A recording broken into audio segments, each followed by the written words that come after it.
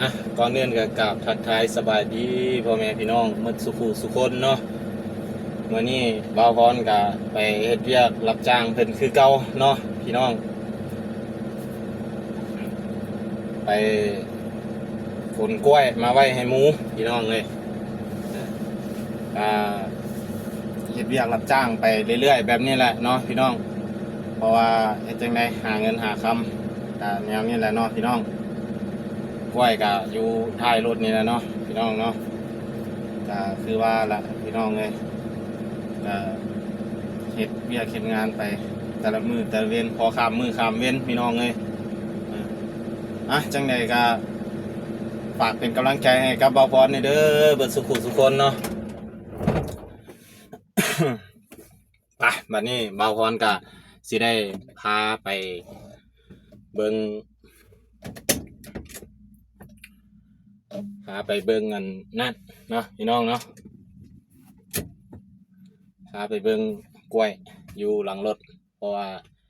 ไปแกมามื้อเช้าอันไปแกมามื้อวังหนึ่งนี่พี่น้องเลยเพราะว่ามื้อเช้านี่ตอนเช้าอันแม่นบ่าวพรออกไปคนตัดกล้วยแล้วก็กองไว้เอารถไปแกมากับน้องสาวไปแกกับบ่าวพรแกมาเอามาลงอยู่บ้านพักพี่แหละพี่น้องไปสิพาไปเบิ่งกล้วยเบิ่งอันนั้นเนาะพี่น้อง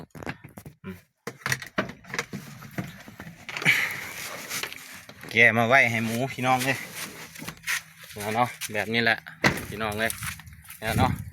เป็นกล้วยเป็นอันนั้นก็ได้เนี่ยพี่น้องเลยไปบัดนี้บ่าวพรก็สิได้คนกล้วยลงเนาะพี่น้องเนาะมาเด้อพ่อแม่พี่น้องมาสุขคนเนาะมาคนกล้วยซอยกันพี่น้องเลยจังใดแบบนี้แหละเนาะเฮ็ดเวียกเฮ็ดงานพี่น้องเลยเสร็จแล้วพี่น้องเลยมาเด้อหลายคนซอยกันแล้วไว้พี่น้อง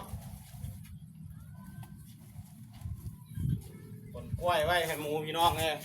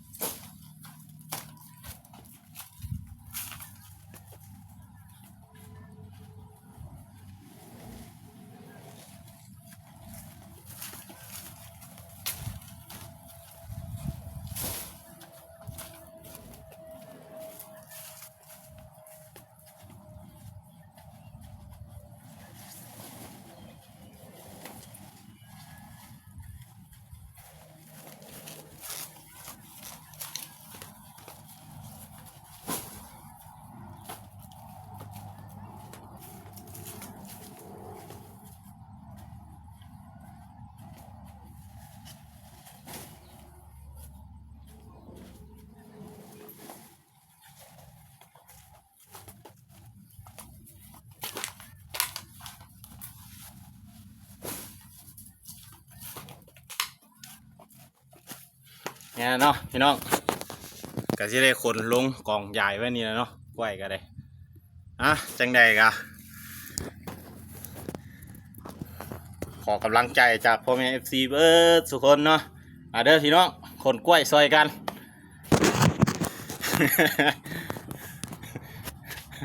มาไงนางคนกล้วยซอยอ้ายไว้พ่อแม่ FC เพิ่นแฮงอยากเห็นอยู่ฮะเพิ่นว่าบ่าวพรคือบ่เฮ็ดสาวลาวเปิดโตได้บ่อันบ่าวพรเพิ่นว่าสิได้สัมภาษณ์น้องสาวนี่บ่พ่อแม่ FC เบิดทุกคนเนาะ สัมภาษณ์น้องสาวนี่เฮ็ดสาวลาวเปิดโตเนาะพี่น้องผู้งามเด้พี่น้องเอ้ยเอาว่าอยากเปิดใจก็ได้ให้เฮ็ดคลิปให้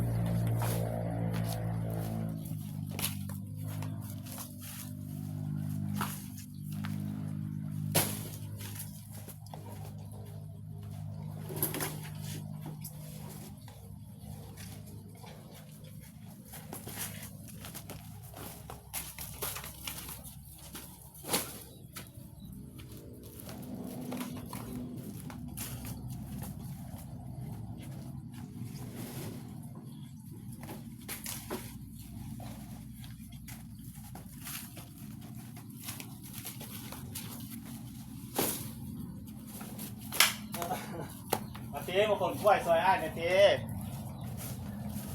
เอาไว้มาเก็บเอากล้วยตัวที่ว่า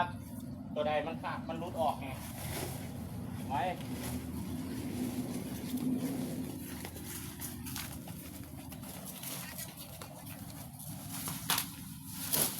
เอาไว้เอากระตาหันมาเก็บเอากล้วยตัวที่ว่ามันขาดมันรุดออกหัน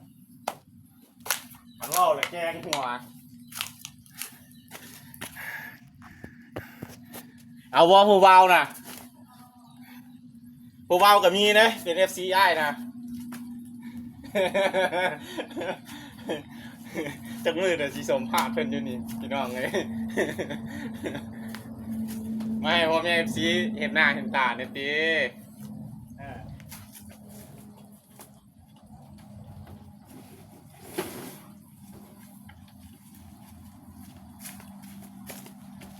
อ่ะก็คือว่าแล้วเนาะ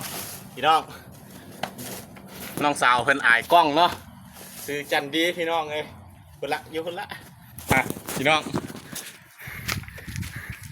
เพิ่นอายกล้องพี่น้องเลยผูกงามนึงยังวะ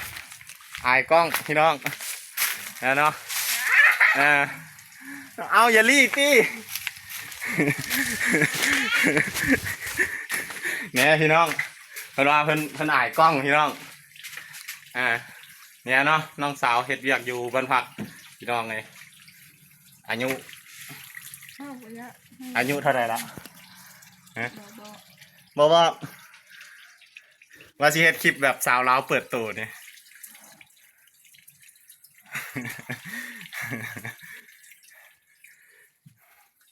เสร็จแล้วเนาะพ่อแม่พี่น้องแล้วเนาะมาบ้านพักกะอยู่พี่กะมีน้องสาวผู้นึงเนาะเฮ็ดเวียกอยู่บ้านพักที่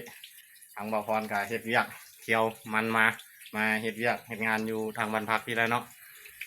เฮ็ดน้ำหัวน้ำสวนน้ำเป็ดน้ำไก่น้ำหมูใส่แล้วพี่น้อง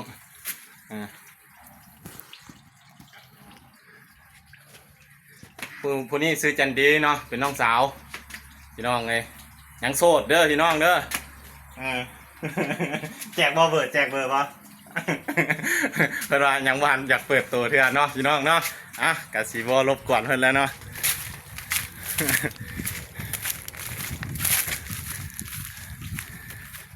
เสร็จแล้วพี่น้องเลยพอมีครูลมพี่น้องเลยไปทางใดก็ได้เห็ดเวียกเห็ดงานกันแนวนี้เนาะ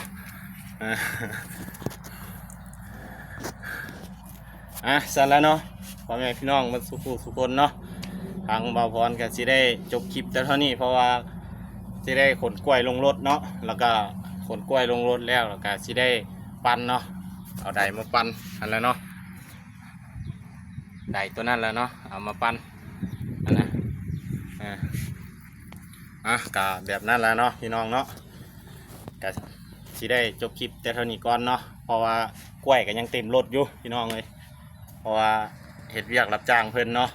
มันก็ต้องได้งมแบบนี้แหละพี่น้องก็อาศัยเวลาพักผ่อนหรือว่าเศร้าเมื่อย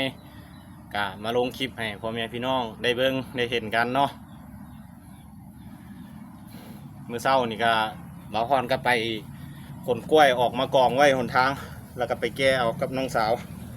แก้เอามาลงบ้านพักพี่เนาะสั่นแหละพ่อแม่พี่น้องบ่าวพรก็สิได้ขอตัวไปเฮ็ดเวียกก่อนเนาะวันนี้ก็สิได้จบคลิปแต่เท่านี้เนาะจังใดก็ฝากกดไลค์กดติดตามบ่าวพรต่อไปเนาะพี่น้องเป็นจังใดก็สิได้ลงคลิปให้พ่อแม่ FC เบิดทุกคนได้เบิ่งได้เห็นกันเนาะว่าสิเฮ็ดคลิปสาวลาวเปิดโตก็เลยบ่ได้ซ้ำพี่น้องเลยเพิ่นว่ายังบ่ทันอยากเปิดโตเทื่อเพิ่นว่าเนาะน้องสาวคือเห็นแล้วเนาะพี่น้องเนาะสละก็บ่มีอย่างไรเนาะปิดท้ายก็ขอให้พ่อแม่ FC เบิดสุขคนเนาะจงมีสุขภาพแข็งแรงความเจ็บจะได้ความไข้จะได้ป่วยเนาะขอให้มีแต่สิ่งดีๆเนาะเข้ามาในชีวิตของพ่อแม่ FC เบิดสุขคนเนาะสละเนาะพ่อแม่พี่น้องก็สิได้จบคลิปเนาะวันนี้เนาะสบายดี